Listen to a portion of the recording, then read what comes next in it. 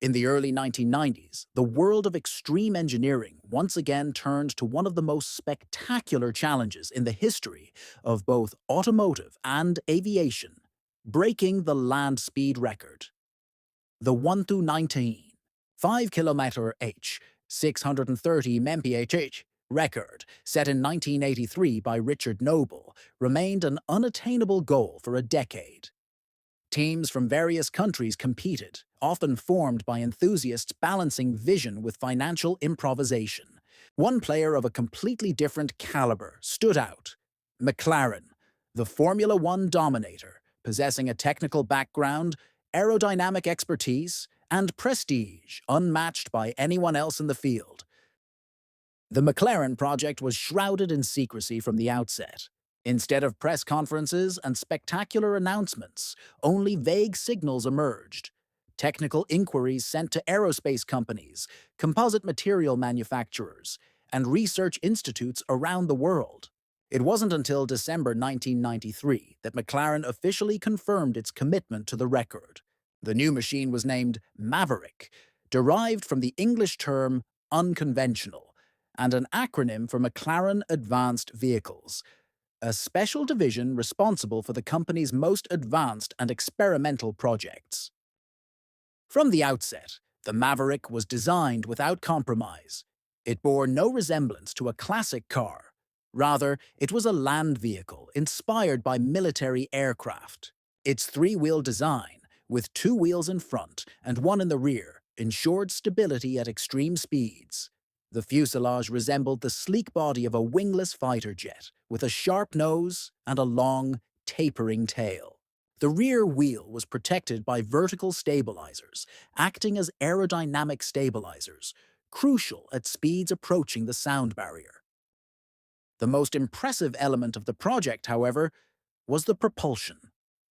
McLaren opted for the Turbo Union RB199 jet engine, known from the Panavia Tornado fighter jet. Designed by Rolls-Royce, among others, this unit weighed around 1 ton and generated approximately 38,000 horsepower. This choice clearly indicated the team's ambitions.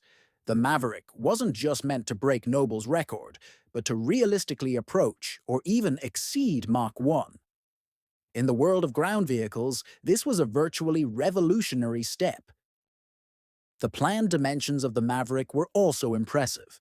The vehicle was to measure approximately 12.8 meters long, over 5.2 meters wide, and almost 3.4 meters high. The estimated gross weight was around 3 tons, which, combined with the engine's power, would provide a performance ratio far beyond anything previously seen on Earth. The target top speed was to reach 1,370 km/h, 850 mph, significantly above the then-current record and well above the sound barrier. Aerodynamics played a crucial role in the design. McLaren's experience in Formula One allowed for precise airflow modeling and predictive vehicle behavior in extreme conditions.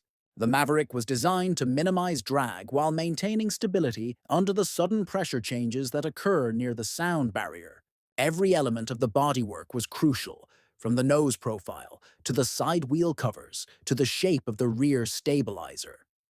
This was engineering at the intersection of automotive and aerospace.